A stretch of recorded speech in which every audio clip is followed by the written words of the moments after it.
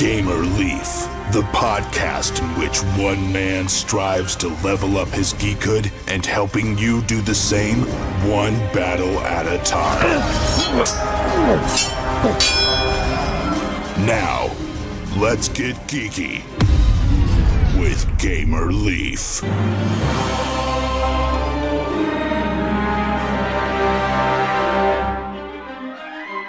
Do you have any kids? I do. I have 3 kids. Okay, how old are your kids? My oldest is 12. My middle guy is 9. And my youngest is 5. Have you ever played video games before with your kids? Yes. I do it all the time. Sound familiar to you guys? It didn't to me neither, but this is the story of Stephen from Engaged Family Gaming, which is a podcast, and we're lucky enough to have him on Getting Geeky with Gamer Leaf with us tonight, and it looks like we're joined by both Princess Leaf as well as Barbarian Leaf, and we appreciate you coming on the show tonight, Stephen. I'm lucky. You're not lucky to have me. I'm lucky to be here. So anyway, let's jump into it and talk about what you do for your living. What do you do on your podcast? My podcast is actually only part of what I do. So I run a website called Engaged Family Gaming, and I talk about games that families can play together. So I do board games and I do video games. So you do any family-friendly games on your podcast? All we talk about is family-friendly games. If we talk about games that aren't for kids, we talk about games that people confuse for being good for kids and tell them why they are not. But yes, everything we do is all about helping parents make good decisions about the games they play and that their kids play. Yeah, I remember on one of your last episodes, they were talking about some people were confused about those M ratings or whatnot, like that they're masterfully hard, or I forget what they said. Yes. I talked to someone I forget where it was at this point, but I talked to someone who was convinced that the M rating on God of War was that it meant that it was a hard game. And I said, no, the M rating is for mature gaming because it is very inappropriate for children. And they were astonished that that would be the case and that they would ever make a video game that was inappropriate for children, because aren't video games children's toys? And I say, no, just like movies are not children's entertainment. They're made for something is made for everybody. And I like to think I made an impression on that person. Oh, there you go. Yeah, it's like one of my other favorite podcasts besides yours is Tuesday Night Gaming Podcast, and it's not family friendly. So if anybody wants to listen to it, be aware. But they talk a lot about. He's always teasing about how when he was a kid, he'd like to watch anime because that way he could get away with watching cartoons but still get the adult stuff. Yeah, I mean, it's kind of like that. There's a lot of parents that really just don't know. And some of it's because they don't know. Some of it's because they don't care. And some of it's because, but a lot of people it's because they're just, they take it for granted that video games are toys. And they want to know, or they would want to know if they were brought up to speed, but they're not going to go to IGN or GameSpot or, Game Informer to find this information. So I try and kind of interject myself and say, hey, I'll be a place where it'll be a little bit easier to get the information. It's not going to be explained in ways that you won't comprehend. Because I try not to use jargon. I try and talk like on their level. And I try and translate things and explain things in terms that parents that aren't necessarily gamers can understand.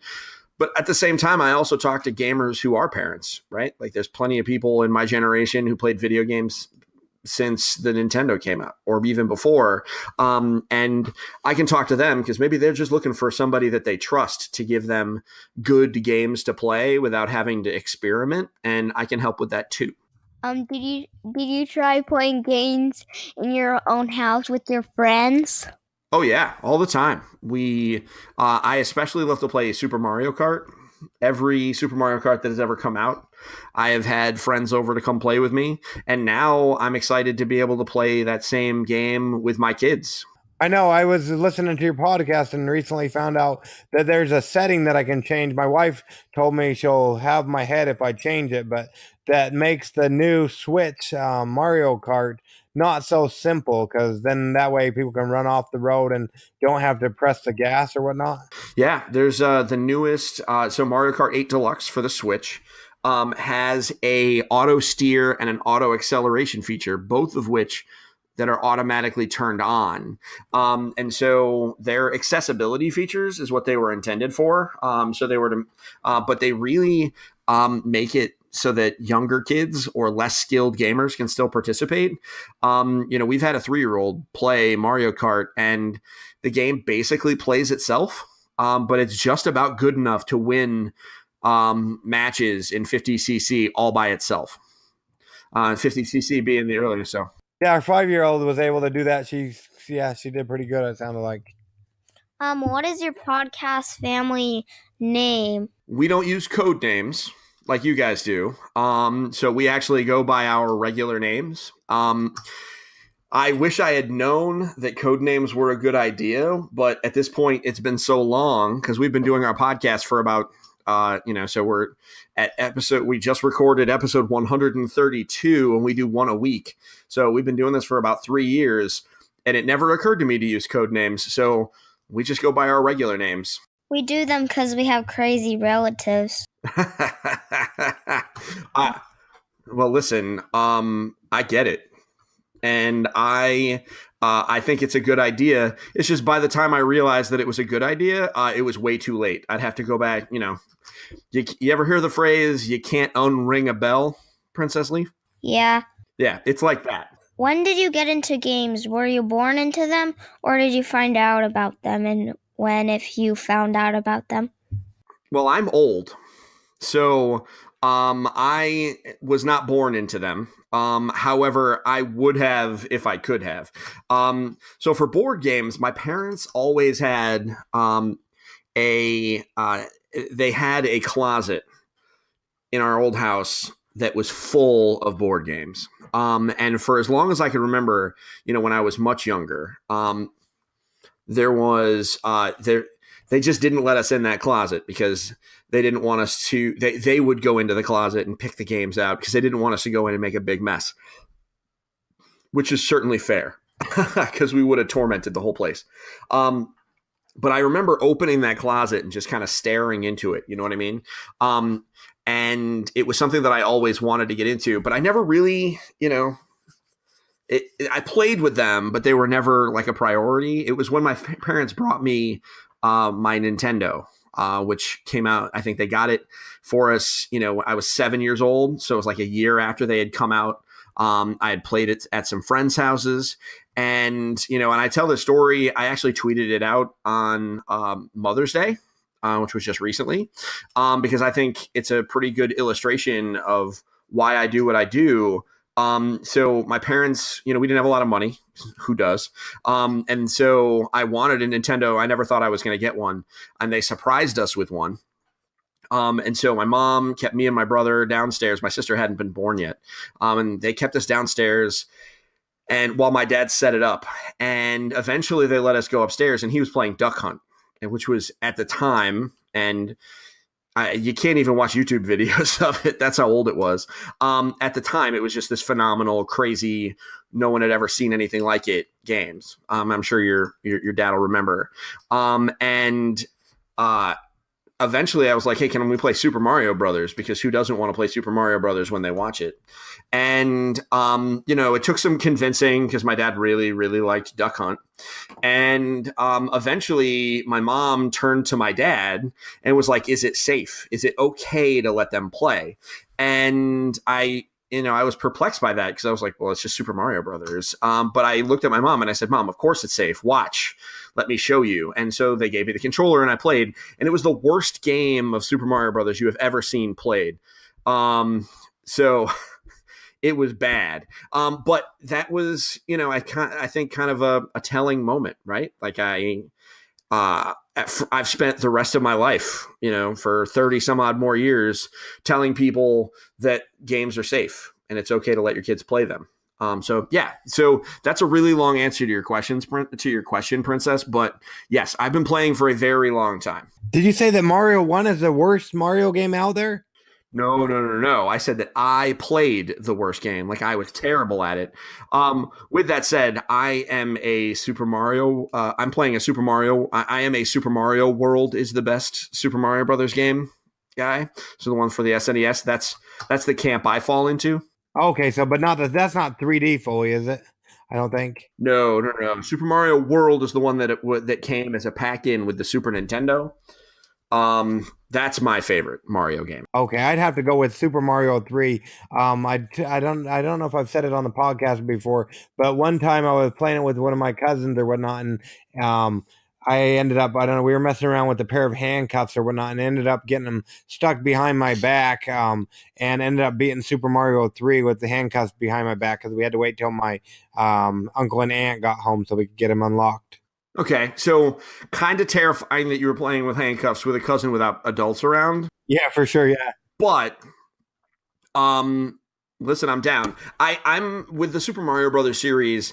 I'm of the opinion that there really isn't a wrong answer. I think everybody just has to find their own. I think that's how beautifully those games are designed. So I think it makes total sense that you put 15 people in a room. Everybody might have a different answer or a different reason, and I'm totally okay with that. So if Super Mario 3 is your fave, more power to you. I can't really argue with you because they're all really good. A middle of the road Mario game is better than 90% of the video games ever made. Oh, wow. What games does your family play for the podcast? So we play a lot because we alternate between video games and board games. Recently, we have been playing, specifically today, we've been playing with some of the Nintendo Labo stuff for the Nintendo Switch. So my kids were learning how to play some music on their cardboard piano. And we also were playing Super Mega Baseball 2. Which is free right now on Xbox Live Gold. So that was an interesting experience. It's a fun game. What's your favorite game you've played? Is it video or board game? And then after that, what is your favorite video as well as favorite board game? Oh man, okay. So I am a video game guy, and that just is, that is on. So if I had to choose one that I could, if I had to choose between the two of them, I would say I'm a video game guy. I know that's sacrilege on a board game podcast, but so be it. I'll own that. But it's pretty close. I really do enjoy the social aspects of board games.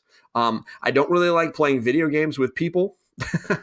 I prefer to be a solo gamer. Whereas with board games, I really do appreciate, being able to sit around a table and play with other folks and like chat while you're playing, etc.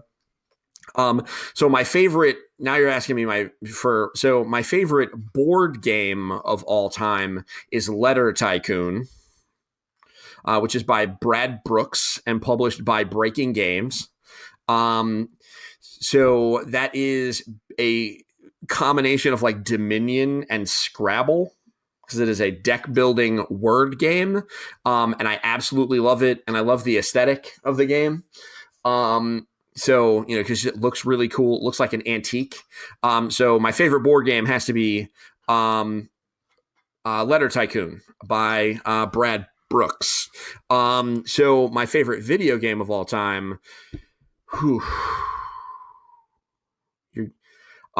there are a number of them. My favorite game that I have played recently is Legend of Zelda Breath of the Wild. However, if you were to force me to choose my favorite video game of all time, it would be Final Fantasy X, which was on the PlayStation 2, but has since been remastered and re-released on both the PS3 and the PS4. Cool. We have the Breath of the Zelda game you have too. You do? Yeah. Have you played it yet? Not yet. Not yet. You should try it. You should try it. It's real good. Do you have any scripts for your podcast? Script, yes. I have one script that I use for every show that I have.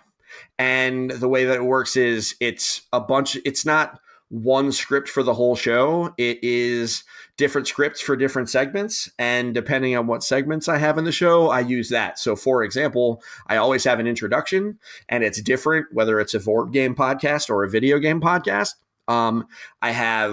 If I have a topic where we're talking about a thing like the Spiel des Jahres Awards or E3, I have a specific topic instruction, but introduction script. But I also have a script for if I have a guest on. And so I kind of have one script that I put together and read through differently every week. What about you guys? You write your scripts, right, Princess? Yeah, sometimes. Do your kids like doing it with you or your wife? So my kids don't actually like being on the show very often. My wife does. However, she would much rather tell me what to do before and after the show than actually be on it. So most of the time, my guests are either my friends or other people that I have met. Like my audio guy will sometimes be on my show. We call him the man behind the curtain. My brother is on the show on the video game side a lot. He lives in Vermont and I live in Connecticut, so I don't get to see him much. So it's nice when we get on the podcast and talk about like Magic the Gathering or Hearthstone together. But my kids, usually the only time my kids are on the show is if we are recording something special while we're driving on the road. I have a special microphone that we can use while we're driving. Or if they got forced to? I usually don't make them because it doesn't come out very well if I were to force them. They'll just sit there quietly, so I can't really make them talk. But if it's something that they really want to talk about, like if there are a few times, like when we talked about Smash while we were driving the other week, they both really wanted to talk about Smash. But unless it's something they really want to talk about, I let them off the hook and I do it by myself. Per se, someone's falling asleep and not because of your voice and your cool podcast, but because they've heard my dad too much. Why should they listen to your podcast since there are so many other good podcasts, including ours? Yeah, that's a very good question, and I appreciate that you put a little dig on your dad in there. That was really good. So why should they listen to my show? Well, first, I think they should listen to yours. And then when they're done with yours, I think they should listen to me because, number one, we alternate. So we'll be able to give them kind of a window into the video game world. If they're not folks that normally get into that stuff, we can give them a little taste of what's out there in case they are somewhat interested. But I try to keep things interesting. I have some cool guests. Other than that, I think they should absolutely listen to you guys first because you are, they already listen to you. And I think y'all should check out, like, I'm not much for video gamers or video gaming or whatnot. Usually that's my wife and kids that end up playing the video game. But yeah, I've really come to love Engaged Family Gaming. I think it's a great podcast, and even I'll stick around for their video game stuff as well. Well, thank you much. That means a lot. Especially coming from, a fellow podcaster, but also from someone that's not necessarily into the video games. Although now that you guys have a Switch, I'm sure that you will find value in some of the stuff we talk about, especially as we get through E3 week, when we start talking about all the new stuff coming out towards the end of the year. For sure. Now we're going to do, if you haven't listened to our podcast at the end, we usually do adventures and application acquisitions. And we talk about people's favorite games. It doesn't have to be related to board games or video games, but is there something you like on your electronics? It could be iPhone, iPad, a phone. Do you have one? I do. Let me get my phone here and I will tell you because I was prepared. So what is it? Where is it? So, have you guys played the Star Realms app? My mom played it with my dad before, but we have the game on normal. You have the card game, right? Yeah. Yeah, we have the card game and also my what do you call it? We have the app and we actually paid for the content, but it's been forever since we played that. I actually don't remember our password and whatnot. I mean, it's a really good game, and you paid for it, so you should probably work on that. So no, when you sent me the message saying that I had to pick something on my phone, I have it really comes down to two, and it's Star Realms, which I am really enjoying. I really like having experiences that I can have on my phone that are pass and play, where I can, take my turn, hand my phone off to somebody else. Because it basically gives me like my own board game kind of experience on my phone. And I have an iPhone 6 Plus, so I got a nice big screen, so I can hand it around to people at the table, and it helps with stuff like that. Also, there is a game called, I know you only said one, but I'll give you another one. It's called Polytopia, which is a free-to-play game. It is a world-building game. It's like a mini civilization, and it is really, really good. It plays kind of like Civilization. It's almost like a work. You've got little dudes. You're moving around the map. It is simplistic and a whole lot of fun. Oh, and it's also free, so it's hard to argue with free. Cool. It sounds like something at least I would like. If you own the rights to either of those apps, what would you do? Be one thing you would do to make them better or fix them, Stephen? I would do nothing to Star Realms other than just keep adding more content to it. But if I were to own Polytopia, I would probably just add more civilizations to it and just more fantasy civilizations. Most of them are kind of basic, civilizations, not based on real world ones, but there are, people that live desert dwelling people or Viking-ish people or samurai-ish people, that type of thing. They're more based on like biomes or like historical caricatures. And I would include more fantasy races like dwarves and orcs and stuff like that, because they're all Minecraft-y block things. Might as well just make things silly. There you go. And you call that Polyworld? It's called Polytopia, Polytopia. I think everyone owes it. If you have a phone or an iPad, Android or iOS, I think you owe it to yourself to give that a download and play just one game. If you don't like it, it's fine, delete it. But I think everybody owes it to themselves to try one. And it has a pass and play multiplayer. So it has hot seat multiplayer, which is pretty awesome. I played, my son and I lost like an entire day playing a couple of games. Oh boy, yeah, sounds pretty fun. And we try to make a green podcast around here. So if anybody from the creators or anybody who keeps updates the app of Polytopia or whatnot is ever listening, you heard it here first on Getting Geeky with Game Relief. What Stephen from Engaged Family Gaming Podcast would do to make that a better app. Fair enough. Yeah, awesome. Now, let's see. Yeah, so that's awesome. So great. And now the last portion of our show, I know we don't want to keep you all night, is actually called Kickstarter Corner, where we talk about some games that are currently on the Kickstarters that have our attention or whatnot. And I thought we could do something a little bit different, because usually I do that myself or with my kids or whatnot. But thought we could just take a second to talk about them, maybe alternate. Looking at those games that I sent you, do you have one you'd like to talk about, and then I can go on to another one and so on and so forth? So why don't we do it this way? Let me counter pitch you on a formatting. We do this on our show occasionally. How about you just try and sell me these games? Okay. Because I'm looking at them. I will gladly respond to you. But why don't you, because you know more about these games than I do, because I got this list 10 minutes ago, folks. That's our.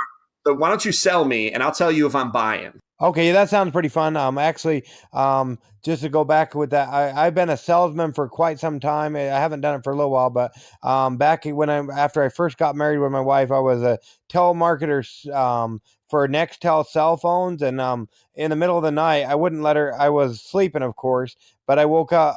I didn't wake up, but I was trying to sell her a cell phone at like 2:00 in the morning, and wouldn't take no for an answer. All right. So let's see here. Yeah, so a game that just recently launched on the Kickstarters within the last couple days was Clutch the Game, the most comprehensive racing card game. Are you into cars, or have you ever been into cars at all during your life? I mean, I did watch Fast and the Furious a handful of times. So I also really like, I'm not, may not be a car guy myself. However, I do like car games inexplicably. So I'm kind of into this already. I'm not saying I'm buying yet, but tell me, how does this game play? Okay, well, actually, that's an interesting question. I had that talk to the creators, and they're going to be on the show probably this week, probably right before you, or maybe, yeah, probably the episode after we get done talking here, but probably the next episode they'll be on. Yeah, but um, so what you're doing is you're going ahead and getting they talked a little bit about it, as I don't know fully, but you get a car, you start with like a stage one car, and which is, let's see, they have like, that has less horsepower or whatnot, and you're going ahead and you ever get 7 cards in their hand, and you go ahead and you like upgrade it or whatnot, and try to get it the best car you can to be able to race other victims or whatnot, and whoever has the most wins at the end of the game wins the game, and you can soup the cards up or buy more stage cards. And I thought it was really cool what they did. They were actually inspired as well by Fast and the Furious or whatnot, and they did a contest worldwide where they had like over 300 entries where people went ahead and sent pictures of their cars in and told them all about their cars or whatnot. And I thought that was really cool. They ended up picking like 24, I think it is. I see that in the Kickstarter itself. Looks like they got a whole bunch of rides. I like the fact that they included cars from fans. I really dig that concept. This feels like a Gran Turismo kind of thing to me, right? Like you start with a slow, quote unquote, car, you race a bunch, and eventually you build up to something fancier. All right, so I like it. I'm gonna put my enthusiasm midway, just because I'd like to know how it plays, but we'll find that out later. But I'm not a very good driver, if you ask my wife at least. But I am into racing games. I just love the idea. I'm a big fan of Downforce. I doubt this plays like Downforce, but I am more than interested in Clutch. And I love the cards, just with all the different cars on them. This feels to me, tell me if I'm crazy, this feels to me like something that someone that's into cars, especially if they happen to be that board gamer / car enthusiast, this is going to be like their number one game. For sure. I would think so. Just looking at the art. And another thing, I don't know if this helps or not. Are you a fan of Herbie? Herbie, now that's a deep cut. Yes, I am aware of Herbie. I don't know if I'm a big fan. Oh boy. Well, I remember it's been a year since I've seen the show, so I don't remember fully. But I want to say during that show, a lot of times they were doing sabotaging on other cars and whatnot, trying to win the game or whatnot. And I remember vaguely, they talked about that. So if you have when you're playing Clutch, the card game, if you have a higher horsepower car, you're more likely to win. But so most of the game is spent sabotaging the other people's cars. All right. Okay. I dig it. So that's Clutch. I am a fan, at the very least, I'm a big fan of the cards. And I think for the right crew, this is going to be one of those games that is just going to really grab them. For sure. If you do change your mind, or you hear our episode where we talk with the creators of it and decide it's for you, you have through the 13th of June to go ahead and back that game, Jonathan, just so you're aware and so the audience is aware. So are you into dungeon crawls at all? Have you and your family played dungeon crawls? I do. I do, in fact, like dungeon crawls. Okay, well, so maybe this one might be up your alley. This is a relaunch on Kickstarter. They tried a while back ago, but this is a relaunch. The Pit, the board game. It's 4-player co-op dungeon crawler in an epic sci-fi universe inspired by the cult classic video games. And you like video games, so maybe it got you on both for ends. Sure, maybe. So tell me, how does this one play? Oh, boy, I haven't had the creators on to talk about it, but I love the minis. I mean, looking at it right here, the 4 different characters. I'm a big fan of that. So let's take a look here. Let me read directly from the Kickstarter, folks. Well, they're almost funded too. Look at that. So they got 3 weeks to go, more than halfway there. So the Pit, the board game, is a cooperative science fiction dungeon crawler for 1 to 4 players. Based on the popular video game, this board game transports the iconic characters, monsters, and items from the original Sword of the Stars, The Pit, to your tabletop. I have not played Sword of Stars, The Pit, but I mean, it sounds interesting. I like rolling lots and lots of dice. Let's look up Sword. Maybe I have heard of Sword of Stars, The Pit. Let's see where this is. Okay, so while you're looking that up, so a little bit about the gameplay, Stephen, for the Pit, the board game, especially from their Kickstarter video or their notes or whatnot. It says, and you battle over 50 types of the most lethal alien monsters in the galaxy, including classic creatures from the Sword of the Stars game, like you talked about. You defeat foes and clear rooms to acquire loot, and you get weapons and armor.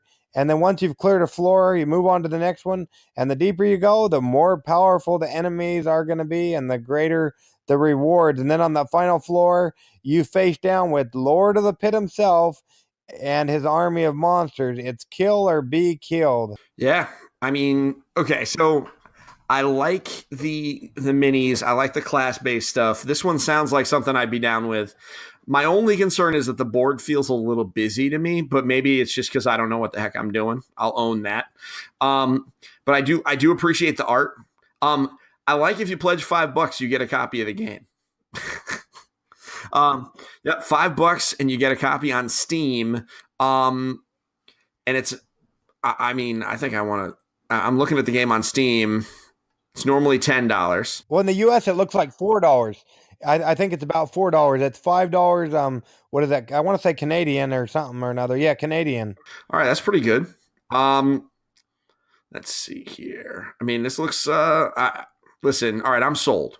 I kind of dig this. Well, there you go. And so if somebody else is, I want to say you got in trouble, like you ended up using all of your Kickstarter money for Fireball Island and found out too late. Your wife found out after the fact or whatnot. Yeah, clearly I will have to clear this on her. This is a hypothetical sold. I have to clear everything on her because I did.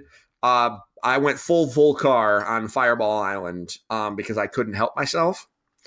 Also, I got to support the team over at Restoration Games. I think they do great work.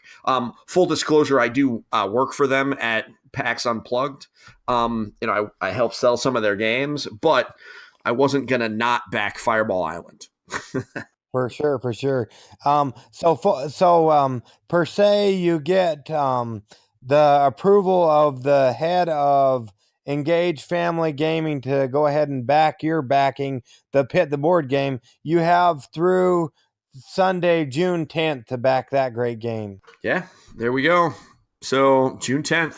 Yes, sir. And so, yeah, you better get on that because you got a little bit less than, like you said, 3 weeks, I think.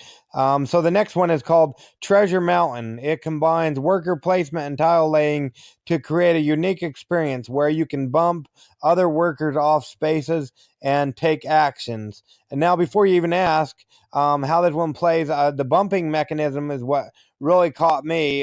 So you're a bunch of, what are you, dwarfs, I think? And yeah, so I'm going to stop you right there.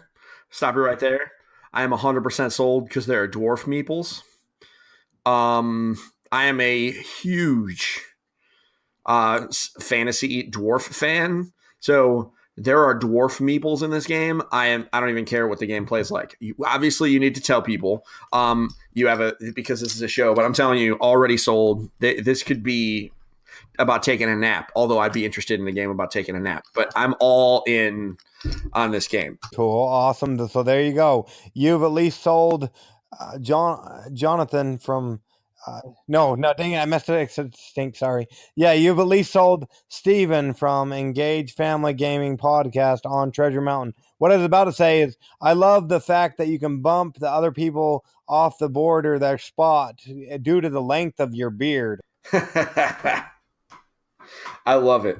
I love it. Yeah, I thought that was pretty cool, and and you have if this one gets approved, Stephen, you have through the 1st of June to back this one.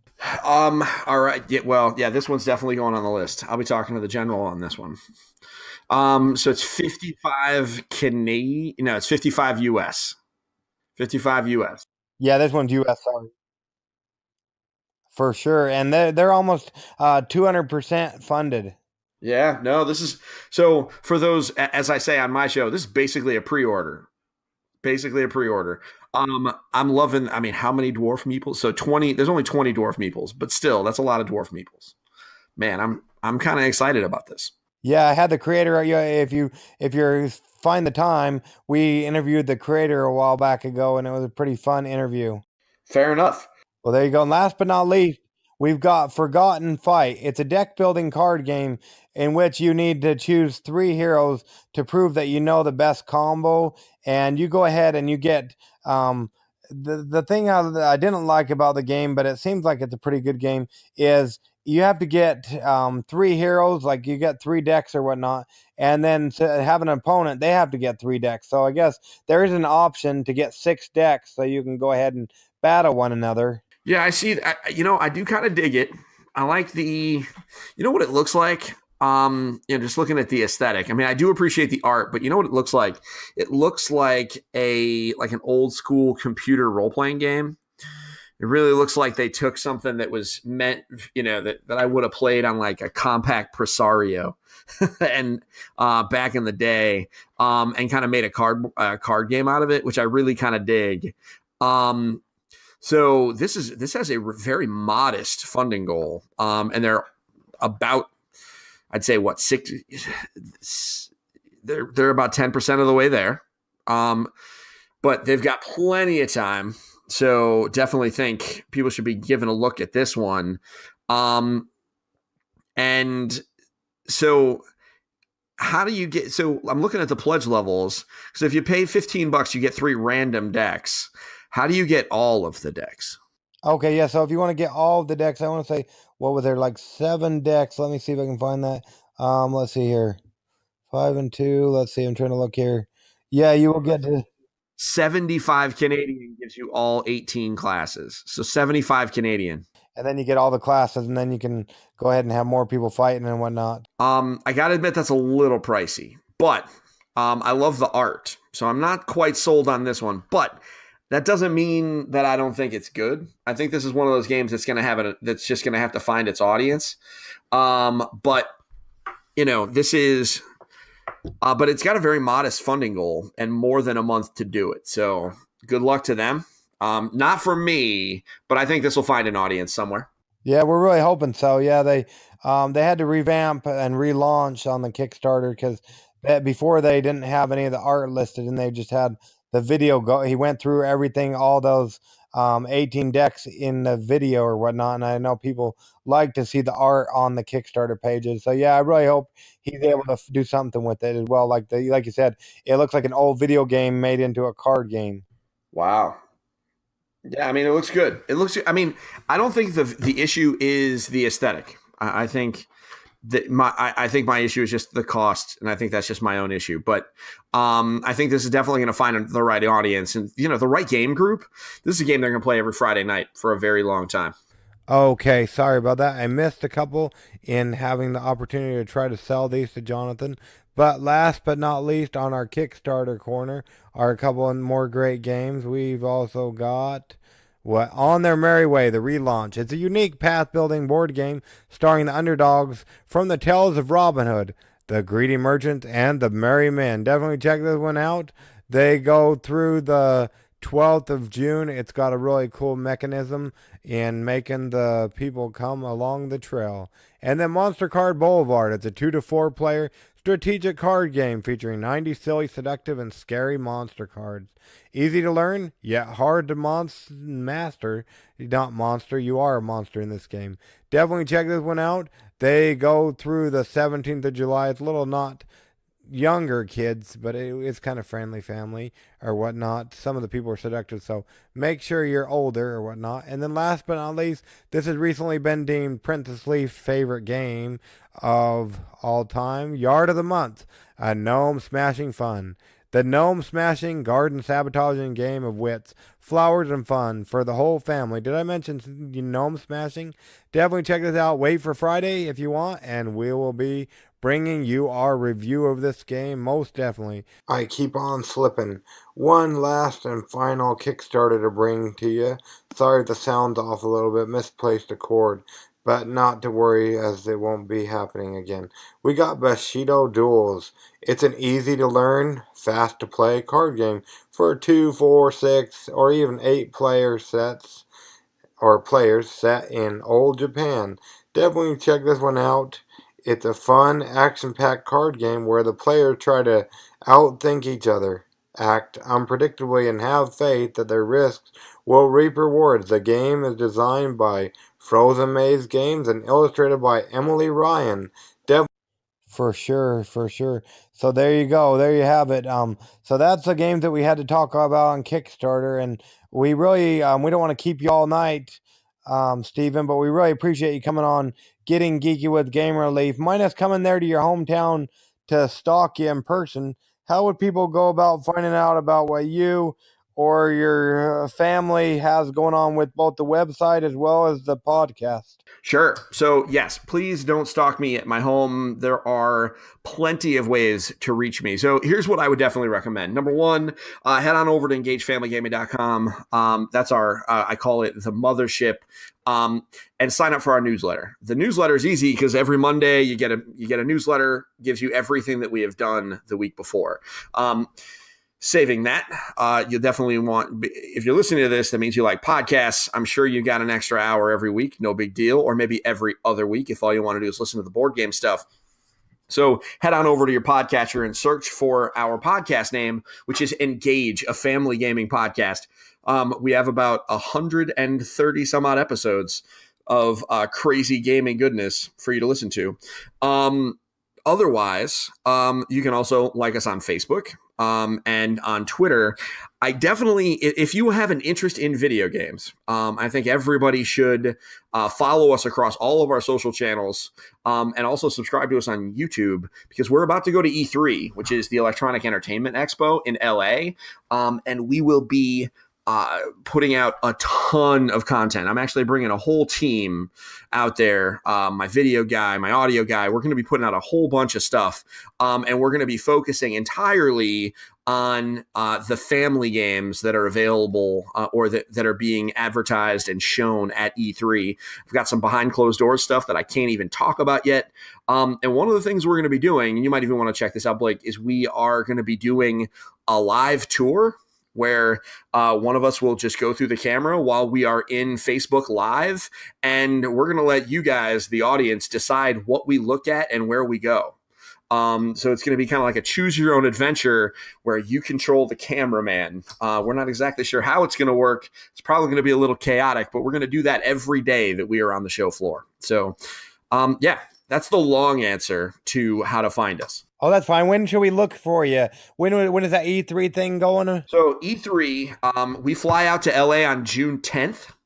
And you're going to, if you follow our Instagram, that's when you'll start seeing all the behind the scenes stuff as me and the team get into, we rented a house. So that's when we'll be setting up our war room and getting everything ready so that we can produce a whole lot of content. So it'll be that whole week. We'll be out in LA eating In-N-Out Burger and, hanging out and watching the video game world announce the games that we're going to be playing for the next 2 or 3 years. Well, that sounds pretty cool. Yeah, so we'll have to watch for that. And I want to say, if people aren't bored enough hearing from me already, but even if they're bored of listening to my voice or whatnot, they'll at least be able to possibly hear Princess Leaf and myself on your show on Friday the 25th of May coming up. Is that what it'll be? I haven't looked at the calendar, but it will be this Friday. So yes, if you want to hear more of Princess Leaf, and really who wouldn't, head on over. You're going to hear them as the guests on my board game podcast this week. Other than that, we're going to be talking about the nominees for the Spiel des Jahres Award. Cool. Yeah, and like I said, we don't want to keep you all night, but we really do appreciate you coming on, getting geeky with the Game Relief with us tonight. Well, thank you very much for having me. The pleasure was all mine. I'll have to come back on. We'll do this again later on in the year. That'd be great. Thank you, Stephen. No problem. Well, you definitely have a great night. And for those of you listening, don't forget to get your family game on. I apologize. It totally slipped my mind as we were talking, but it's our least favorite time, your least favorite time to get geeky, stay geeky, and bring others in the geek fold. And we'll catch y'all on the flip side. Game Relief out.